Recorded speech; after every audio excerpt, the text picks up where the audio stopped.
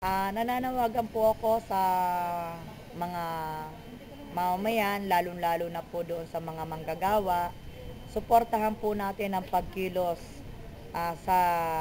ng mga manggagawa sa darating na May 1. At ganun din po doon sa panawagan ng Kilusang Mayo 1, lalong-lalo na po ang kontraktualisasyon ay maibasura.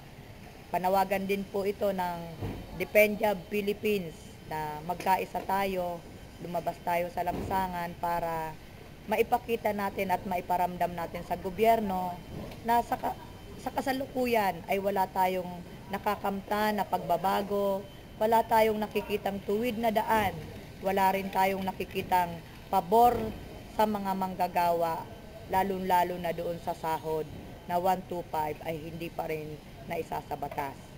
Sana po magkaisa tayo, isang araw lang po ito, ipakita po natin ang pagkakaisa ng mga manggagawa sa araw ng May 1. Panawagan natin at isyong unang-una nating bitbit ay ang 125 na dagdag na sahod sa buong manggagawa. Nationwide po ito. Ganon din ang kontraktualisasyon, ibasura sapagkat alam natin ang mga manggagawa na patuloy na inaaprubahan ang kontrakwal ay sinasabi natin nagiging busabos ang mga manggagawa, walang benepisyo at lalong walang makukuwang kasiguraduhan sa trabaho.